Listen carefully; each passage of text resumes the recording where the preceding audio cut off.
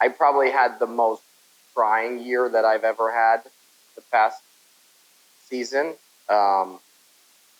Candidly,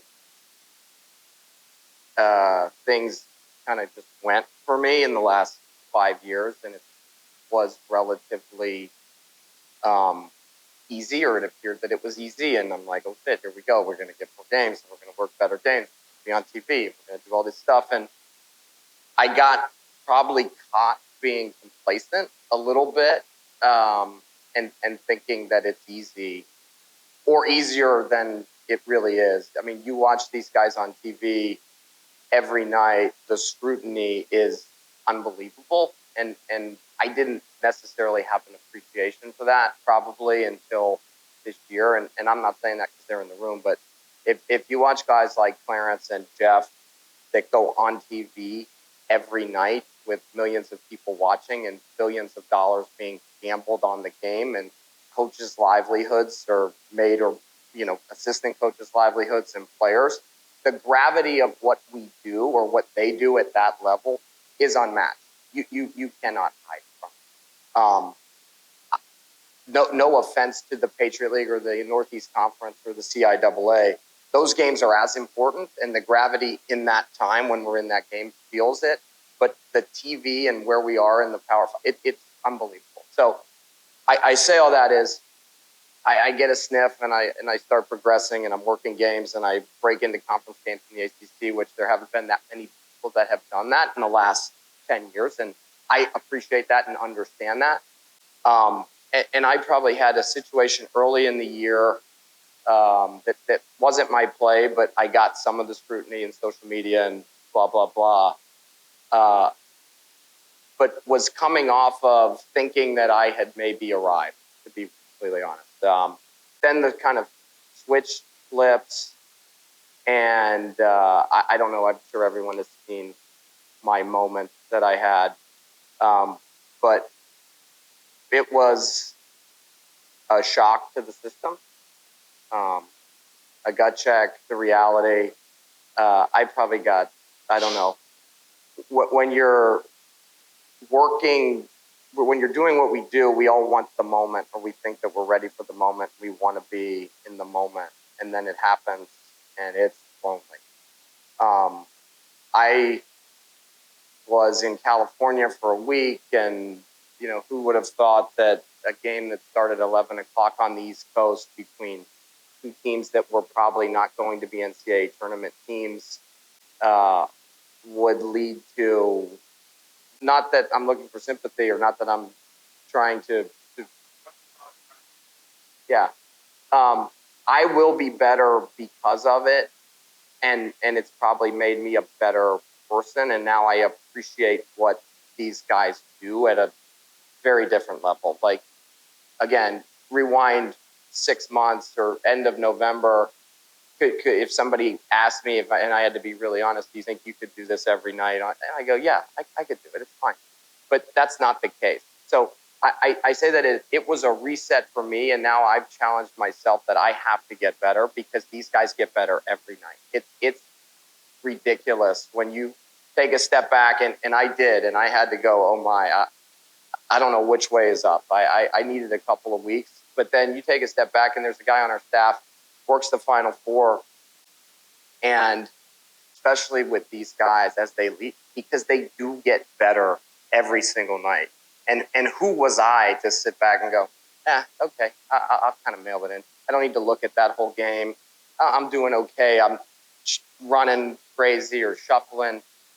You don't have, it didn't work. You get caught.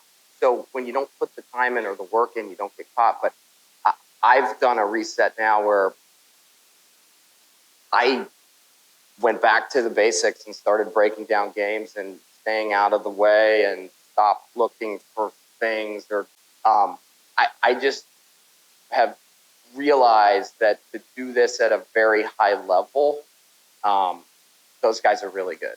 And there's a gap between where I am and where they are, and I want to be up there. So if they're putting the time in and they're continuously getting better, I got to do the same thing. So that's fair to cover. Does anybody have any questions And again, I'm an open book. So, yeah. I was going to talk about that. Well, yeah, the next game, that's a great point. So, I've learned this from Clarence, when you have an open date, you call around and you try to get it filled. And I'm supposed to go at 5 o'clock.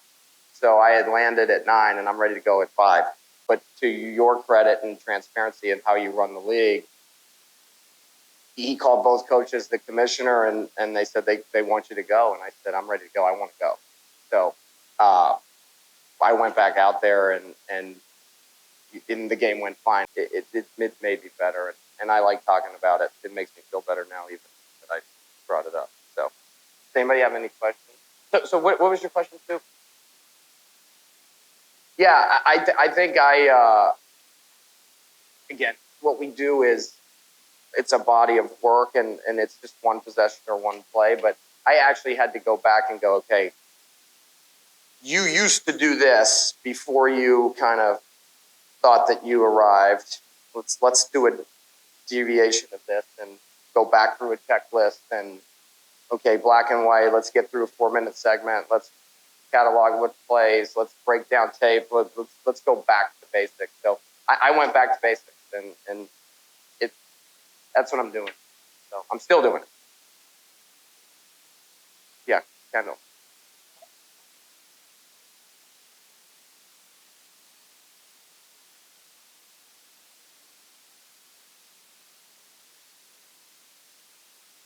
Yeah, that's a good question. Our game is social media and TV, and everybody knows. Like, I just didn't want to talk about it. To be completely honest, like my friends were really good about it. My family was really good about it. And they once they recognized what was happening or they saw the other stuff, they kind of laid off and you just move on. And a week later, you're like, okay, nobody's looking for me anymore. Hopefully, yeah. Basically, what happened? I was asleep. I turned my phone off at night. Coaches know, everybody know. My phone will only ring if the kids call. I'm worried. I got 2 adult daughters. If they're by themselves, or one does. But I'm always worried about what might happen to them. So the only 3 callers allowed from them. And so I never knew what had happened. I wake up the next morning and I take it off. Do not interrupt, and I got a million text messages. You see what happened last night? Blah, blah, blah, blah. So now I get a call. He's at Bucknell the next day. I get a call from the Bucknell coach. I get a call from a guy who they're playing. Lehigh. Because they can see the referee schedule the day before. So they saw he was on the game. I get a call from the Bucknell athletic director. I get a call from the Patriot League office. So everybody's calling me. This guy is going to work. He just but they saw the time, so they knew he was on the West Coast. And I said, well, I talked to him already. I did. I called after I heard all of that, and we had a long conversation. And I said, look, you're going to work the game. I said, the worst thing you can do is somebody in that situation is make them go home, take a game from them, and they sit, and now this is all they're thinking about. It could drive you nuts. I've been there. And see nobody turns that. So I know. So there was no way I was taking him off the game. I took the heat from the AD. I took the heat from the Patriot League. I took the heat from Bucknell's coach. And at that point, he flew in on a red eye. So he got to where he could get some rest. He was in the hotel. He was right in the city. I made sure the AD knew. I made sure the coach knew. I'm praying once the game started, please don't have a very bad play. Let it just go through, and it did. He had a great game. Did anybody in the fans have with you at all? No, everybody was really nice. It was the nicest period of time the coaches were ever to me. You know, I walk in, people like they have this visceral reaction usually, but like they were really nice. They're like, hey, I won't chase you up the court tonight. I go, thanks, dude. Yeah, appreciate it. But I really felt that it would have been a disservice to send him home and not put it back in the court. It's like putting in the military, it's like, get back out there. So it's not going to do you any good to come in. So with that, he worked a great game. I watched the whole game. Uh, didn't have any issues. He looked relaxed, looked like he was having a great time, and it worked out for him, I thought, myself. He's become a better person for it. I think we all have, even the coaches and the APs, after I talked to them, because I called them after the game as well. I called the Patriot League office. Everybody, bought into it. It was smooth. So I just say that because sometimes, even, matter of fact, even other coordinators in our alliance told me I should have worked. And that was disheartening for me, but they were referees in the past. So it just hurt me, and I just said, no, there's no way. I'd lose my job to make sure he's okay. And I've been his guardian angel for years. He refereed with me a lot. I know his character. Sometimes, William and Mary Brad, they think they're smarter than everybody else. There's a couple of them else in here. I learned. There's a few of y'all, so. But he handled it well. Go ahead, Clarence. So the story that I get from this, the moral of the story, number one is be careful what you ask for. You gotta be prepared, right? The second thing, in this business, if you're in this business long enough, you're going to make a mistake and you're going to be in the soup. You're going to fail. You're going to fail. If you're in this business long enough, one thing I never do is look for someone else to fail. I don't want to see none of us fail. Right? So when you're in situations, or you have someone that's in situations like this, at some point in time, you got to lift up your comrade. Right? You got to bring them back up. Right? You got to encourage them. Right? We all sit on the couch and we watch games and say, God, man, how did he miss that? Right? Until your feet are standing there in that situation, in that place, you never know what might happen. But if you're in this business long enough, you will have a failure. Right? But we have to support one another, build each other up, right? And just learn from someone else's mistake. You learn, but you always encourage the person that maybe have been in that situation. And understand, failure is a part of success, though. That's what you got to understand. You'll be successful. You're going to be successful. That's a learning experience. That's all it is. And they always tell us what we can never have. Can't have enough experience. That's all it was experience. And you learn from it, and then you grow, and that's it. Simple as that. And in that situation as well, even though things happen, you have to have somebody to talk to. Don't isolate them because you made a mistake. Because that's all you do is holding it internally, and it makes the situation even worse. Okay? Have somebody to vent to it, own up to your mistakes. I made a mistake.